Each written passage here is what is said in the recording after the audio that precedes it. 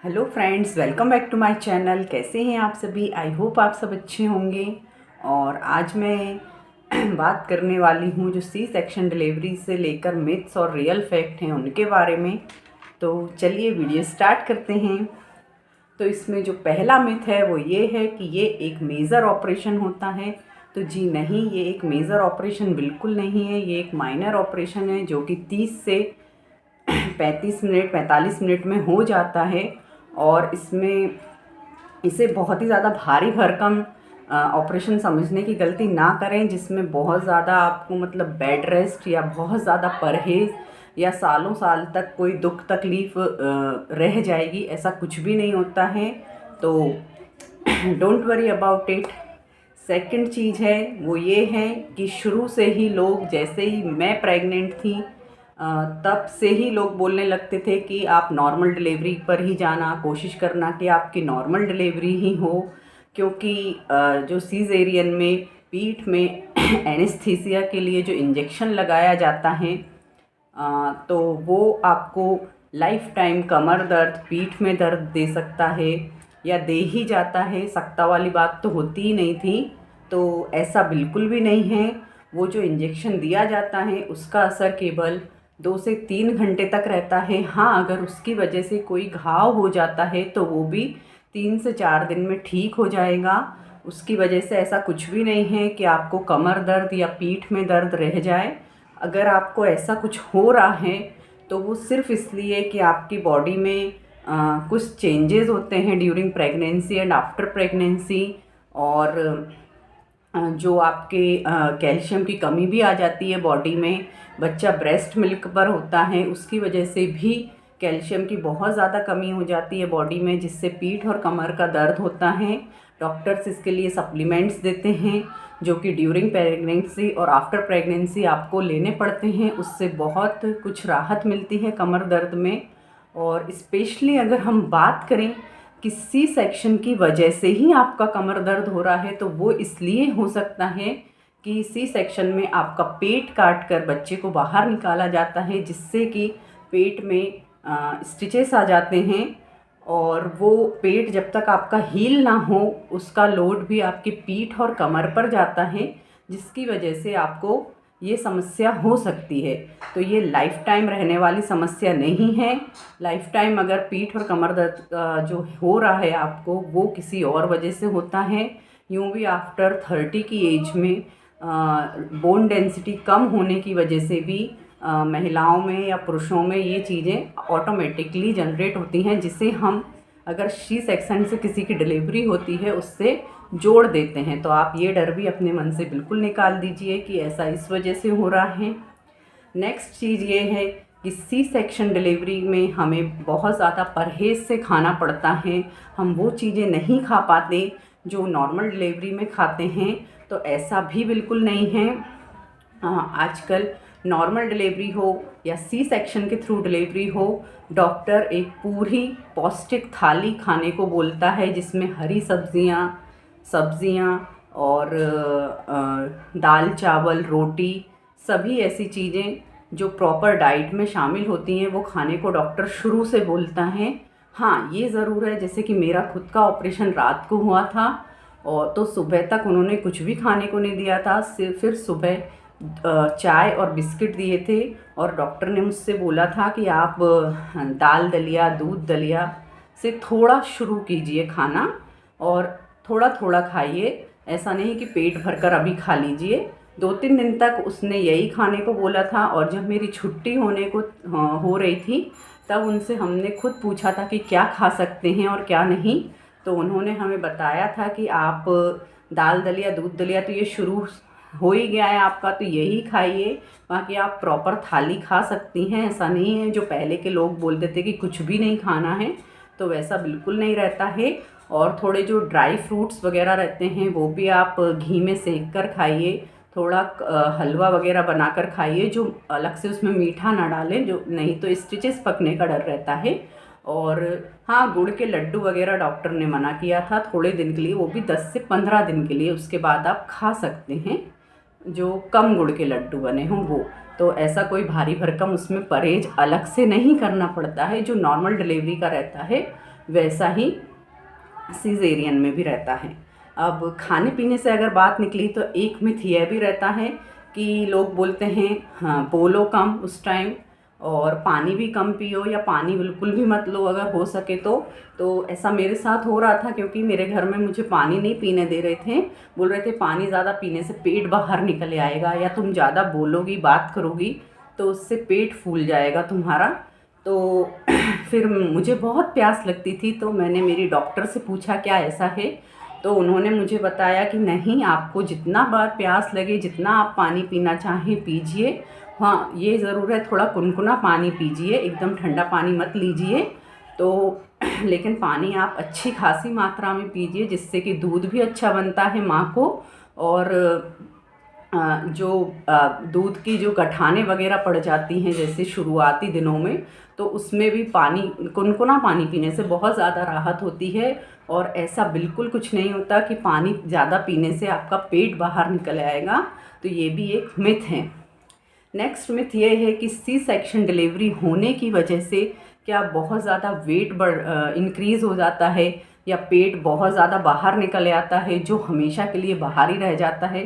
तो ऐसा भी बिल्कुल नहीं है। सी सेक्शन की वजह से वेट इंक्रीज़ नहीं होता। आपका वेट इंक्रीज़ होने का कारण ये हो सकता है कि सी सेक्शन डिलीवरी में आपके फैमिली वाले बहुत ज़्यादा केयर करते हैं, जिसकी वजह से आपको बहुत टाइम पर वो बेड पर ही रखते हैं। तो उस वजह से आपका वेट बढ़ सकता है, क्योंकि आप सिर्फ खा रहे हैं और सो रहे हैं, लेटे हुए हैं, तो ऑब्वियस है वेट तो आपका बढ़ेगा ही, और पेट भी कम नहीं होगा लेटे रहने से। जैसे कि मैं खुद थी, मेरा खुद का सी सेक्शन हुआ था, तो मेरा भी पेट और वेट इतना ज़्यादा कुछ भी उसमें चेंज नहीं आया था। ड्यूरिंग प्रेगनेंसी भी मैं 60 से 62 केजी की थी, और मेरे बच्चा डिलीवर हुआ उस टाइम भी मैं इतने की थी, और आज मेरा बच्चा 2 साल का हो गया है तब भी मेरा वेट 62 केजी पर ही है। तो ऐसा कुछ भी नहीं है कि सी सेक्शन की वजह से वेट बहुत ज़्यादा बढ़ जाता है। हाँ, पेट फूलना एक ये रीज़न है कि आप जब प्रेग्नेंट होती हैं तो आपका पेट वैसे ही बहुत ज़्यादा बढ़ जाता है। जो सी सेक्शन डिलीवरी हो या नॉर्मल डिलीवरी हो, उसको अंदर जाने में 1 से 1.5 महीना लग जाता है। जैसे कि आपका जब तक यूट्रस सही साइज़ में ना आए, आपका पेट अपने आप अंदर धीरे धीरे चर्बी खुद से घुल के अंदर होती है, तो उसमें 1 से 1.5 महीना लग जाता है। और डॉक्टर खुद सलाह देते हैं कि आप 10 से 15 दिन बाद थोड़ी थोड़ी वॉक करना स्टार्ट कीजिए। थोड़ा झाड़ू वगैरह हल्की फुल्की लगा सकता है, ऐसा नहीं पूरा घर साफ़ करने आप बैठ जाएं। ऐसे एक्सरसाइज डॉक्टर खुद बोलता है आपको चलने फिरने के लिए, तो वो भी आपके पेट कम को करने में मदद करेगा। दूसरी चीज़, डॉक्टर बेल्ट वगैरह सजेस्ट करते हैं, वो भी कुछ % में आपके पेट को कम करने के लिए मददगार साबित हो सकते हैं, पर वो बेल्ट स्पेशली आपकी पीठ को और पेट को सपोर्ट करने के लिए होता है, ना कि पेट को कम करने के लिए। नेक्स्ट चीज़ ये है कि पेट आपका जैसे बच्चा बड़ा होगा वो खुद एक्टिव हो जाएगा, और उसके पीछे भागने दौड़ने में आप खुद भी, ना तो आपका वेट इंक्रीज़ होगा ना पेट इंक्रीज़ होगा। मेरा खुद के साथ मेरा जो बच्चा है उसको हम उसके पापा और मैं ही संभालते हैं, तो दिन भर उसके पीछे आगे दौड़ने भागने में मुझे कुछ भी एक्स्ट्रा वर्कआउट नहीं करना पड़ता मेरे वेट को मेंटेन करने के लिए। तो इस चीज़ से भी आप बिल्कुल बेफिक्र हो जाइए कि सी सेक्शन की वजह से वेट बढ़ता है। नेक्स्ट चीज़ ये है कि बाल बहुत ज़्यादा झड़ते हैं सी सेक्शन के बाद या नॉर्मल डिलीवरी के बाद भी। तो ये मिथ नहीं बोलूँगी कि बाल मतलब सी सेक्शन की ही वजह से झड़ रहे हैं, वो दोनों ही तरह की डिलीवरी में आपके बाल झड़ेंगे हार्मोन्स के चेंजेस की वजह से। इस पर मैंने एक स्पेशल अलग से वीडियो बना रखा है, तो कोई भी अगर इससे रिलेटेड डाउट है तो आप उस वीडियो को देख सकते हैं।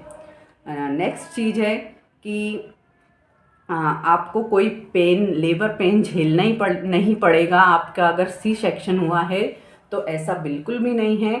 मेरे खुद के टाइम पर डॉक्टर ने मुझे नॉर्मल डिलीवरी के लिए ही बोला था, और मुझे दिन भर 10 से 12 घंटे तक लेबर पेन हुआ था। उसके बाद कुछ ऐसी कंडीशन बन गई थी मेरे बेबी के साथ कि मुझे सी सेक्शन पर जाना पड़ा। तो वही चीज़ है कि इस तरह की अगर किसी के साथ कंडीशन है तो उसको दिन भर, मतलब जैसा मेरे साथ हुआ, लेबर पेन तो मुझे दिन भर झेलना ही पड़ा।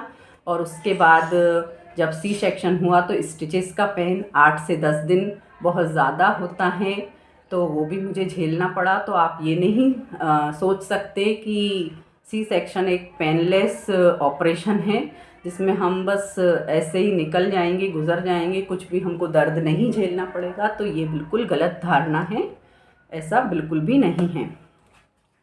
नेक्स्ट चीज़ ये है कि सी सेक्शन की वजह से दूध नहीं बनता माँ को, या बहुत कम बनता है, तो ये भी एक गलत धारणा है। ऐसा कुछ भी नहीं है।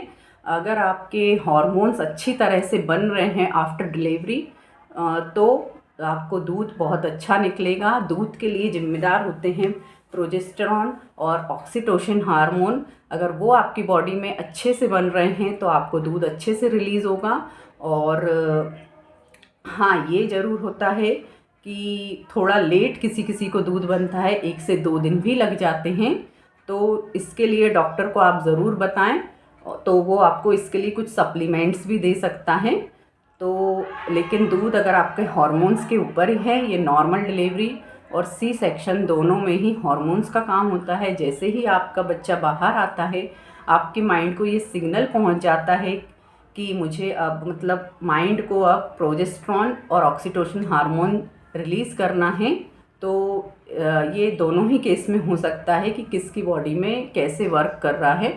और दूसरी चीज़ ये है कि हाँ, किसी को थायराइड या पीसीओडी की प्रॉब्लम होती है जिसकी वजह से भी हार्मोनल डिसबैलेंस होता है बॉडी में, तो दूध वगैरह अच्छे से नहीं बनता। पर अगर ये आप सोच रहे हैं कि सी सेक्शन डिलीवरी की वजह से ऐसा कुछ हो रहा है आपके साथ, तो ये बिल्कुल गलत चीज़ है।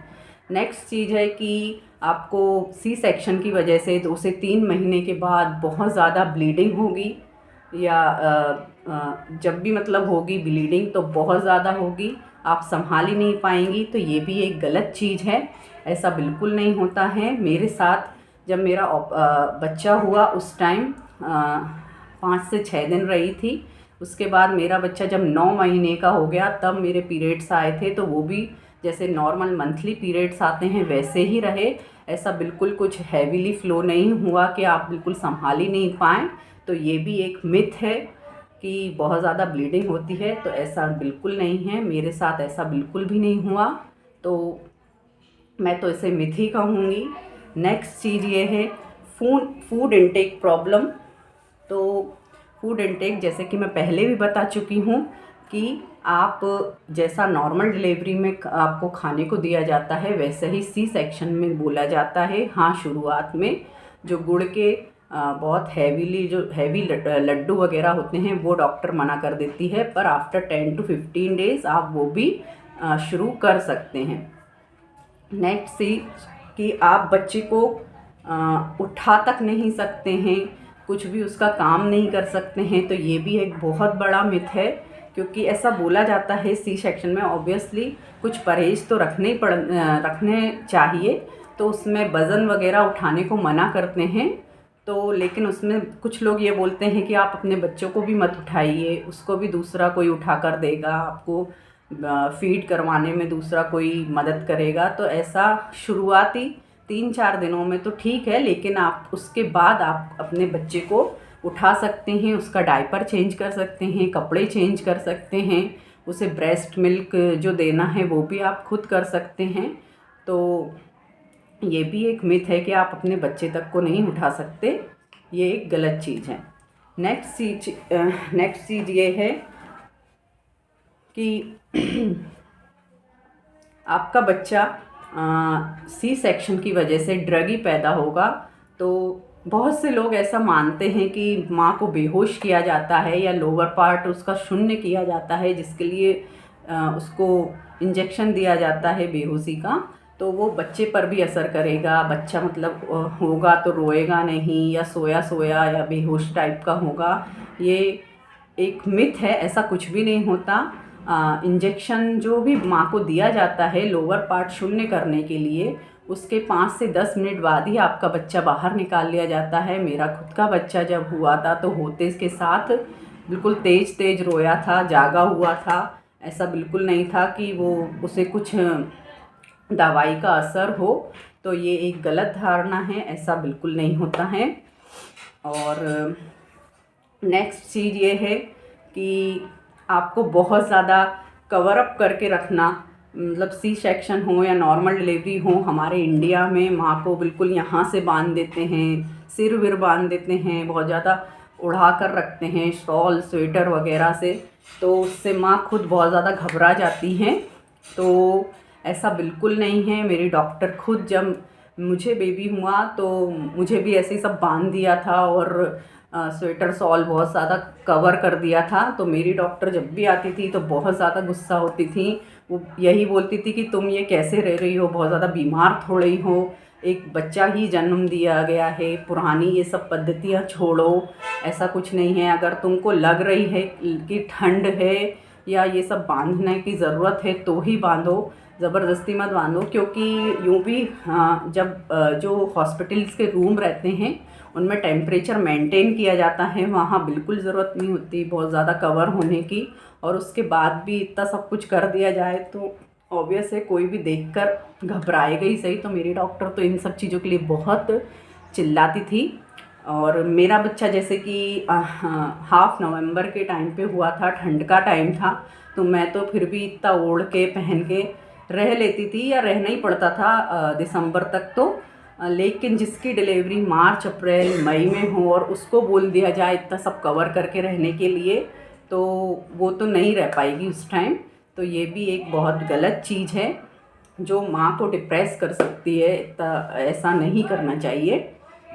नेक्स्ट चीज़ ये है कि 6 मंथ्स का फुल्ली बेड रेस्ट, तो ये डॉक्टर्स वगैरह तो ये बिल्कुल मना करते हैं। वो जैसे मैं खुद थी तो मुझे तीसरे ही दिन डॉक्टर ने आके बोला था कि अब आप खुद से उठिए, किसी का सहारा मत लीजिए, उठिए चलिए फिरिए थोड़ा अपने ही रूम में या बाहर भी जाकर। और घर जब मेरी 5वें दिन छुट्टी हुई तो उसने यही बोला कि घर पर भी आप उठकर चलते रहिएगा, फिरते रहिएगा, अपने बच्चे का काम कोशिश कीजिएगा कि खुद कीजिए। ऐसा नहीं है कि आप बहुत ज़्यादा हैवी वर्क करने लग जाएं उस टाइम कि डॉक्टर ने बोल दिया नहीं सब कीजिए, तो ऐसा बिल्कुल नहीं है। प्रॉपर रेस्ट लेना है आपको, लेकिन हाँ एकदम पड़े भी मत रहिए। और जैसे 10 से 15 दिन बाद जब मैं उनको फिर दिखाने गई थी तो उन्होंने बोला था कि आप हल्की फुल्की सी झाड़ू लगा सकते हैं, ऐसा नहीं कि आप बिल्कुल सफाई करने ही बैठ जाएं, हल्की फुल्की सी। और सीढ़ियाँ भी चढ़ उतर सकते हैं एक आधी बार, बहुत ज़्यादा नहीं। और मैंने उनसे पूछा भी था कि मैं कब तक, मतलब ये स्टिचेस पूरे तरीके से अंदर तक के ठीक हो जाएंगे। तो उन्होंने कहा था कि 3 मंथ्स तक बिल्कुल अंदर तक के स्टिचेस पूरी तरह से रिकवर हो जाते हैं। तो ये एक गलत चीज़ है कि 6 मंथ्स तक बिल्कुल आपको बेड रेस्ट करना है, तो ऐसा बिल्कुल भी नहीं है। और